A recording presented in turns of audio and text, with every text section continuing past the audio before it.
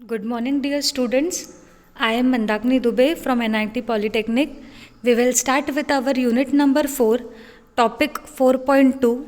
The topics that we will cover in this session is definition of shear force, bending moment, relationship between bending, loading, shear force and bending moment, and the steps to calculate shear force and bending moment diagrams. Okay? इसके पहले जो video था हमने इसमें क्या क्या देखा था, रिएक्शंस कैसे हमें कैलकुलेट करना है, हमने वेरियस टाइप्स ऑफ बीम देखे, सपोर्ट्स देखे, रिएक्शंस कैसे कैलकुलेट करना है हमने वो देखे। वो सब हम क्यों पढ़ रहे थे क्योंकि ये सब अभी हमें shear फोर्स और बेंडिंग मोमेंट डायग्राम बनाने के काम में आएंगे।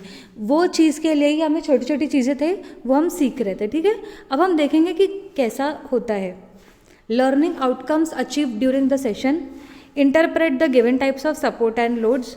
Course outcome that will be mapped are: interpret shear force and bending moment diagrams for various types of beam and loading conditions. The POs that will be mapped are given as follows. Now we will start with our topic that is shear force. ठीक है, तो अब हम ये देखेंगे कि shear force क्या होता है।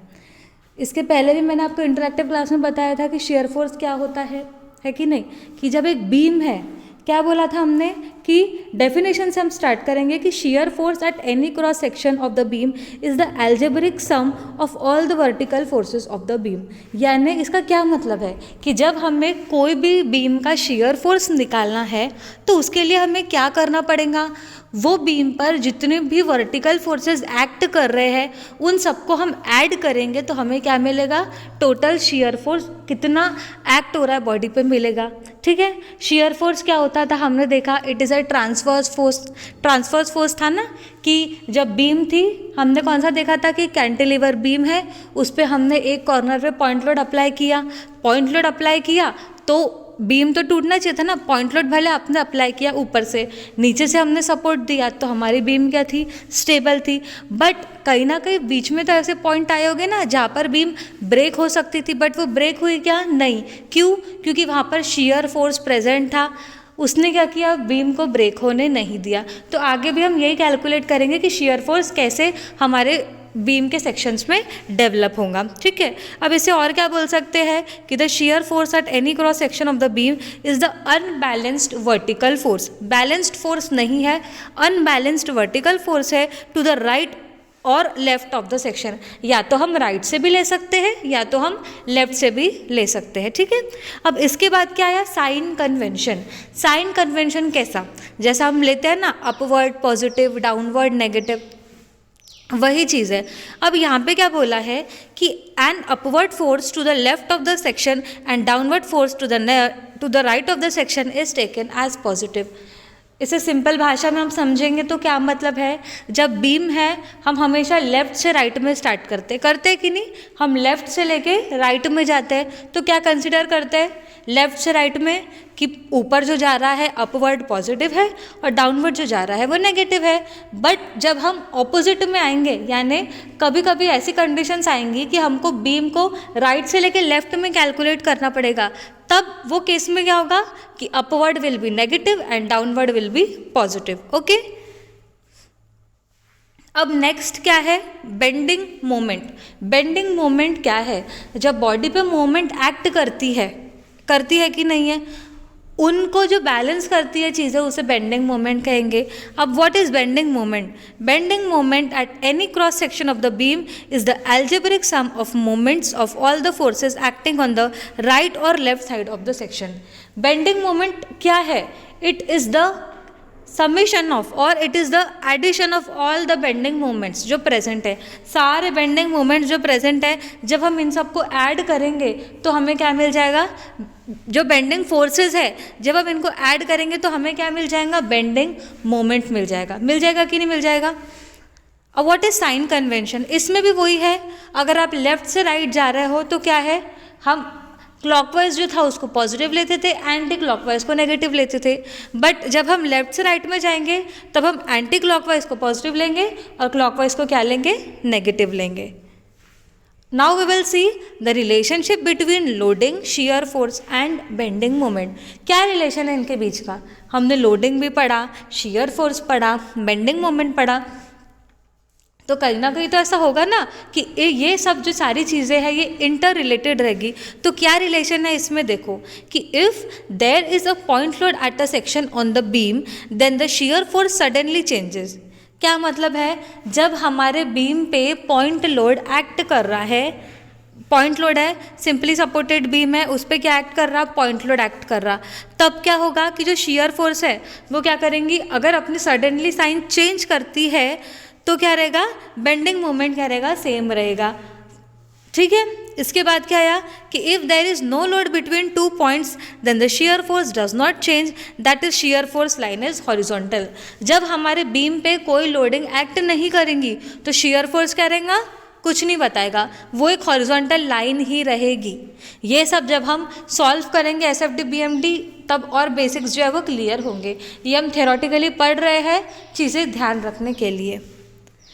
अब इसके बाद में आपको फिगर्स दिख रहे होंगे, ठीक है। अब यहाँ पे क्या दिख रहा है, लोडिंग दिख रहा है, शियर फोर्स दिख रहा है और बेंडिंग मोमेंट का दिख रहा है। अब पहला जो लोडिंग है वो कौन सा दिख रहा है, पॉइंट लोड दिख रहा है।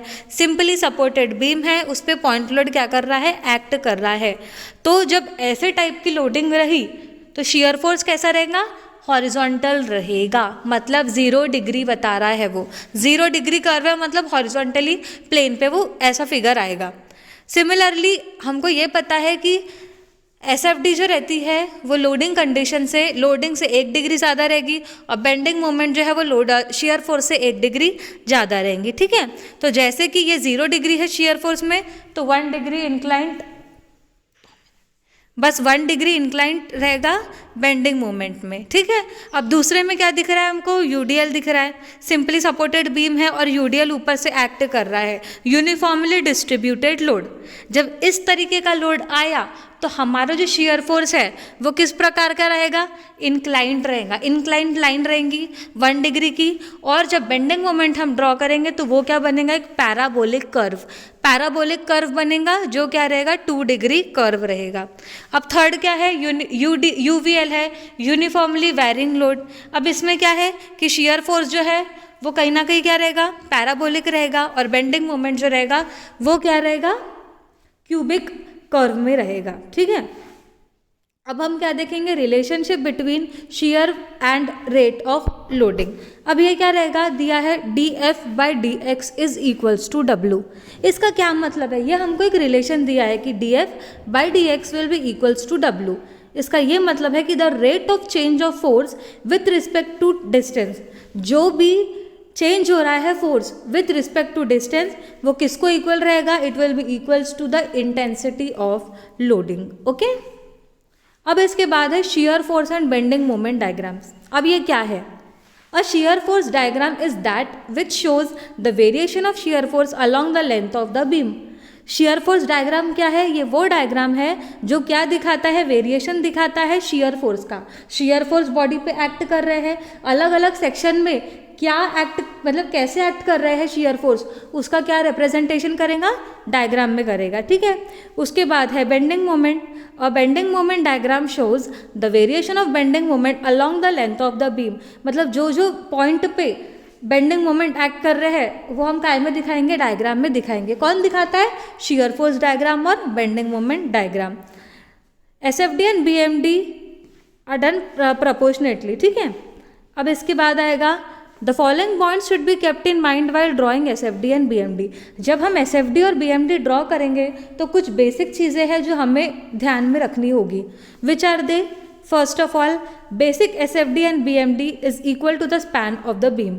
मतलब एसएफडी और बीएमडी जो है वो क्या रहेंगे, जितना बड़ा बीम का लेंथ रहेगा हम उतना ही बड़ा एसएफडी भी बनाएंगे और बीएमडी। ऐसा नहीं है कि उसकी लेंथ बड़ी रहेंगी या छोटी रहेंगी। दूसरा क्या है कि positive value of SFD and BMD are plotted above the base line and negative values are plotted below the base line. जो भी पॉजिटिव वैल्यूज आएंगी वो ऊपर लेंगे हम रेफरेंस एक्सिस से, और जो नेगेटिव लाइन्स आएंगी उसे क्या लेंगे हम, नीचे लेंगे। The values of SFD and BMD must be calculated at all the critical points. जो भी सारे क्रिटिकल पॉइंट्स रहेंगे उस पर हम कैलकुलेट करेंगे और उसको लिखेंगे। अब ये क्या देखेंगे कि स्टेप्स, कौन सी स्टेप्स है जो हमें यूज़ करनी पड़ेंगी जब हम एनालिसिस करेंगे। सबसे पहले क्या है, calculate the degree of indeterminacy and also calculate the value of unknown reactions developed at the support using equilibrium equations. सबसे पहला काम हम क्या करते हैं कि हम डिग्री ऑफ डिटर्मिनेसी चेक करते हैं कि हमारा स्ट्रक्चर जो है डिटर्मिनेंट है या इनडिटर्मिनेंट है। डिटर्मिनेंट है तो बहुत अच्छी बात है, अगर इनडिटर्मिनेंट है तो उसकी डिग्री ऑफ इनडिटर्मिनेसी हम लिखेंगे। उसके बाद हम क्या करेंगे, जो भी सपोर्ट रिएक्शंस है वो हम कैलकुलेट करेंगे। उसके बाद क्या करेंगे, break the beam in as many sections as possible that is where the load is changing. अब क्या करेंगे कि बीम्स को हम बहुत सारे सेक्शंस में कट करेंगे। अब कैसे कट करेंगे, जहाँ भी लोडिंग चेंज हो रही है वहाँ हम सेक्शन कट कर सकते हैं, या फिर जहाँ पर सपोर्ट चेंज हो रहा है वहाँ पर हम सेक्शन कट कर सकते हैं। Also write the equations for the bending moment at the sections considered, that is at distance of applied limit x। अब इसका क्या मतलब होता है कि हम क्या करेंगे, सेक्शंस तो हमने कट कर लिया, अब जो जो सेक्शन हमने कट किए उसके क्या करेंगे, हम शियर फोर्स और बेंडिंग मोमेंट कैलकुलेट करते चलेंगे। ठीक है, कैलकुलेट करते चलेंगे और आखिरी में उसे डायग्राम में रिप्रेजेंट करेंगे। ठीक है, अब हमने क्या देख लिया, बेसिक देख लिया है। अब नेक्स्ट वीडियो में हम कैसा देखेंगे, शियर फोर्स और बेंडिंग मोमेंट डायग्राम कैसे ड्रॉ करते हैं उसका हम न्यूमेरिकल देखेंगे। ठीक है, so we will see the key points. Shear force, what we have studied, shear force, bending moment, relationship between shear force and bending moment and loading, steps involved to calculate shear force and bending moment. Okay, so thank you.